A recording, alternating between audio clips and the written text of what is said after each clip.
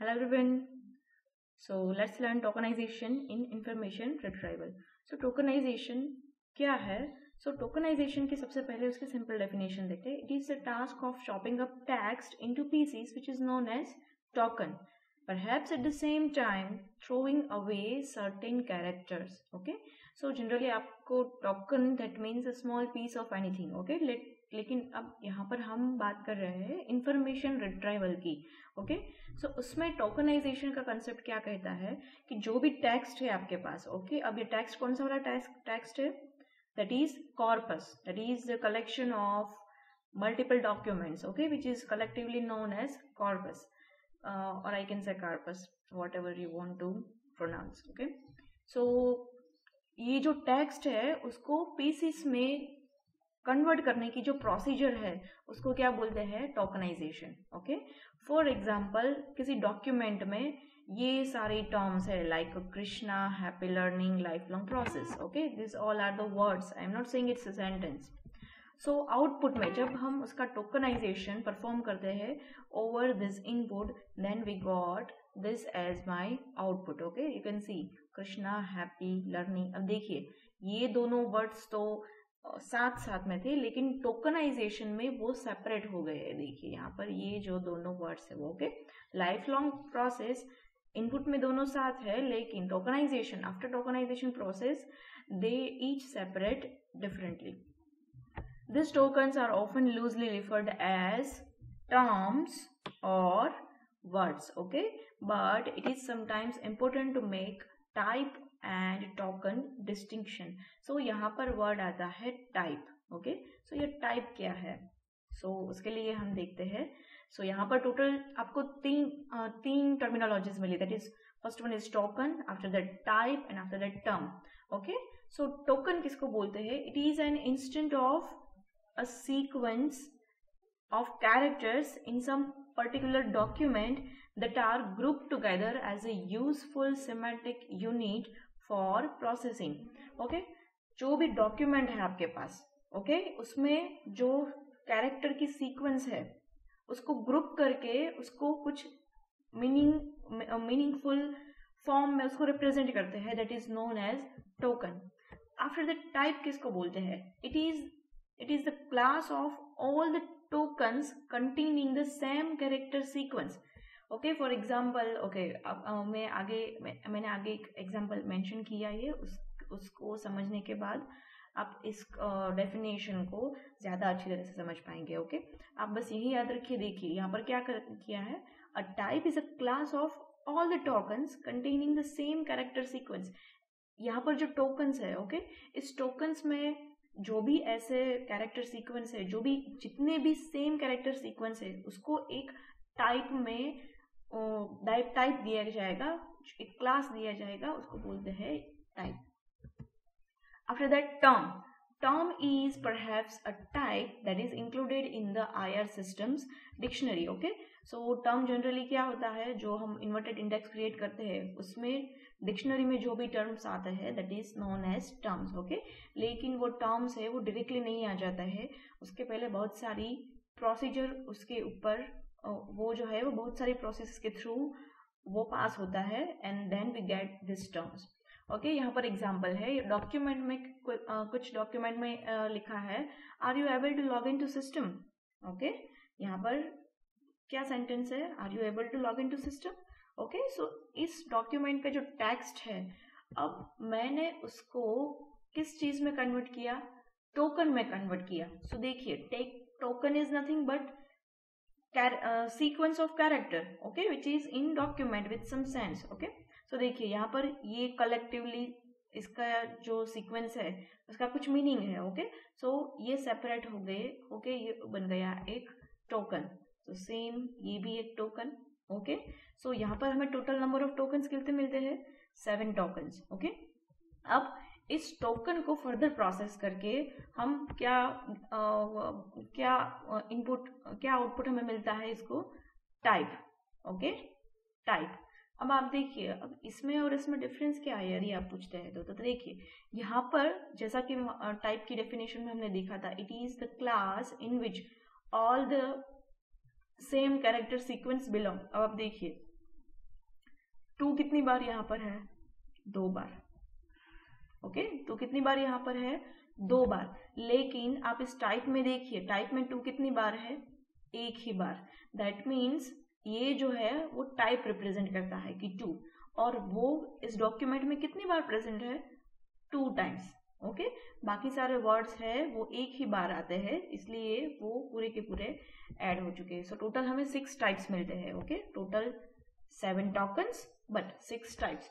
अब आगे हम इसको प्रोसेस करते हैं तो हमें मिलते हैं टर्म्स। ओके, अब आप देखिए टर्म्स में उसमें सिर्फ 5 टर्म्स ही है। क्यों?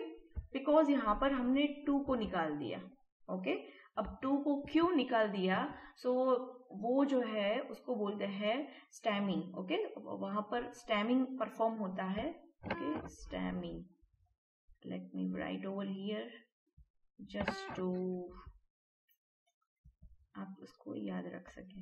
इसको क्या बोलते हैं? स्टैमिंग परफॉर्म किया। ओके, व्हाट इज स्टैमिंग, उसके लिए भी सेपरेट वीडियो है, आप उसमें जाके देख सकते हैं।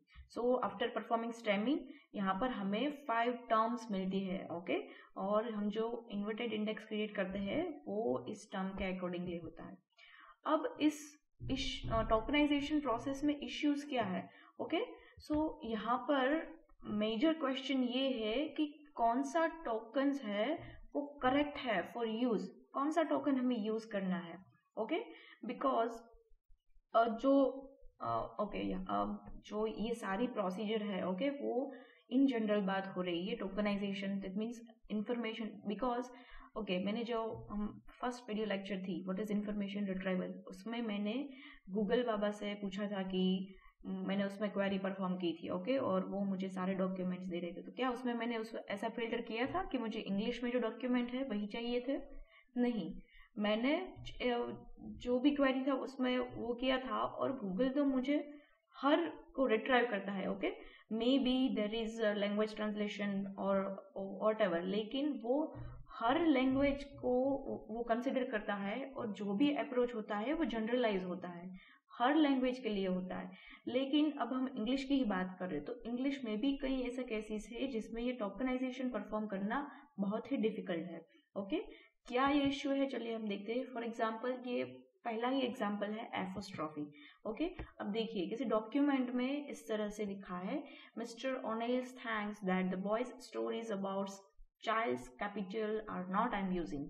ओके, अब आप देखिए यहाँ पर तो कितनी बार एपोस्ट्रॉफी यूज हुआ है। लेकिन अब हम फॉर एग्जाम्पल सिर्फ हम इसकी बात करते हैं। ओके, अब आप देखिए, आपको टोकनाइजेशन प्रोसेस तो आपका पता चल गया होगा कि वो पीसीस में डिवाइड कर देता है। ओके, तो देखिए ये मिस्टर अलग हो गया, ये थिंग्स एक टोकन हो गई, दैट द बॉय और बॉयज।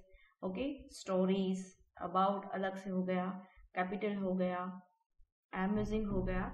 लेकिन जब डिफिकल्टी कहाँ पर आती है? यहाँ पर, जहाँ पर इस तरह से केसेस होते हैं। देखिए यहाँ पर क्या है? एपोस्ट्रॉफी। अब आप देखिए हम इसको किस तरह से लें, किस टोकनाइजेशन में हम इसको कन्वर्ट करें। Okay, is it nails, is it okay, यहाँ पर तो ओ नेल है, तो ये तो हमारा डेटा लॉस हो गया ना। क्या ये इस तरह से इसको कन्वर्ट करना डेटा, इसमें जो प्रोसीजर है डेटा लॉस होता है, क्या वो हम अफोर्ड कर पा रहे हैं, हमारी सिस्टम अफोर्ड कर पा रही है? क्या हम उसको इस तरह से कन्वर्ट करना चाहिए, या फिर इस तरह से, या फिर इस तरह से? ओके, सो यहाँ पर मैंने जितने कुछ पॉसिबल वेरिएशंस है इसको रिप्रेजेंट करने, इसको टोकनाइजेशन करने के लिए, वो मैंने यहाँ पर रिप्रेजेंट करी है। इसके अलावा भी कई केसेस है। देखिए what should be the tokens for aren't। देखिए यहाँ पर भी सेम केस है। Okay, either we should consider it are and not separate, or aren't without apostrophe, or only are, only not, what। Okay, again यहाँ पर दूसरा भी एक केस है इसी तरह से। यहाँ पर देखिए, यहाँ पर जो यूज किया है, सो यहाँ पर वर्ड क्या है? को एजुकेशन। ये जो पर्टिकुलर वर्ड है वो किसी दो नाउन्स को कंबाइन करके एक टर्म बनाई गई है, जिसका कुछ मीनिंगफुल, वो कंबाइन होके ही उसका वो मीनिंग जनरेट होता है। तो यदि मैं यहाँ पर से इसको टोकनाइजेशन करके वक्त अब मैं इसको सेपरेट कर दूं तो क्या होगा? क्या वो वो इतना ही मीनिंगफुल है जिसका उतना ओरिजिनल मीनिंग है नहीं है. Same long term. ओके, यदि मैं इसको सेपरेट कर दूं, long is different and term is different, then both refers to some different meaning. Okay, again यहाँ पर लोअर केस है, तो देखिए यहाँ पर लोअर और केस. ओके, तो यहाँ पर भी ऐसा हो सकता है, लोअर को सेपरेट कर दिया और केस को सेपरेट कर दिया, because this both partial words has the different meaning. Okay, so ये जो है वो इश्यू है एक टोकनाइजेशन प्रोसेस में. सेम वे वाइट स्पेस का भी कुछ इश्यूज है. लिखिए, देखिए यहाँ पर फॉर एग्जांपल मैंने लिखा है Los Angeles which is name of city. Okay, अब यदि मैं टोकनाइजेशन के वक्त वाइट स्पेस को रिमूव कर दूं तो ये दोनों है वो सेपरेट हो गए, लेकिन सेपरेट होने के बाद क्या वो सेम रेफरेंस को इंडिकेट करता है? Now it becomes loss and Angeles. Okay, so for example किसी यूजर ने लॉस एंजलिस के लिए सर्च किया और उसने टोकनाइजेशन परफॉर्म करके सिर्फ इसको लॉस में लिया. सो ऐसा तो कोई सिटी है ही नहीं सेम वे एंजलिस. ओके, मतलब कि यूजर को जो इंफॉर्मेशन नीड थी वो तो उसके अकॉर्डिंग तो नहीं था. Okay, same goes for San Francisco. यहाँ पर भी ऐसा होता है. सो वाइट स्पेस के लिए, वाइट स्पेस के because of that also there are some issues in tokenization. Okay, after that format. अब देखिए कई सारे डॉक्यूमेंट्स में डेट का उल्लेख होता है. Okay, for example this particular scientific machine is invented in this period or in this time. Okay, in this particular date. So तब हमें उसका कौन सा फॉर्मेट है वो कंसिडर करना है, because date can be represent in any format. Okay, we should consider it like just 2, like 6 like this, or 21 or June, in which format. Okay, so ये भी एक इश्यू है. After that language issues. Okay, so यहाँ पर देखिए, यहाँ पर एक लैंग्वेज मेंशन की है French, which has a variant use of apostrophes or reduced defined articles the before a word beginning with a vowel. Okay, यहाँ पर मैं एक एग्जांपल ही आपको दिखा दूं. फॉर एग्जांपल यहाँ पर एक है I apostrophe S and symbol. Okay, so ये जो फ्रेंच लैंग्वेज है इसमें इस तरह से इश्यू होता है. सो यहाँ पर देखिए ये भी एक टर्म है और ये भी है, तो हम इसको किसमें इसको टोकनाइज करके हमें किसमें कंसिडर करना चाहिए? ओके, सो उसके लिए फॉर एग्जांपल हम इसको एक जेनरिक क्लास में हम इसको टोकनाइज कर सकते हैं, दैट इज एनसेम्बल. ओके, यदि ये वर्ड यूज हुआ है तो भी हम इसको इसमें टोकनाइज करेंगे, यदि ये वर्ड है तो भी हम इसको एनसेम्बल में इसको हम टोकनाइज करेंगे. Okay, after that German writes compound nouns without space like computer linguistic. Okay, computational linguistic. So देखिए ये जो वर्ड है वो जर्मन इस तरह से कंसिडर करता है, लेकिन उसका जो मेन वो जो है वो इस दो वर्ड को कंबाइन करके उसको ट्रीट करते हैं. ओके, सो इस केसेस में टोकनाइजेशन किस तरह से परफॉर्म करना है? Retrieval system for German greatly benefit from the use of compound splitter module. अब आप देखिए यहाँ पर क्या वर्ड है, compound splitter module, which is usually implemented by saying if a word can be subdivided, if a word can be subdivided into multiple words that appear in vocabulary.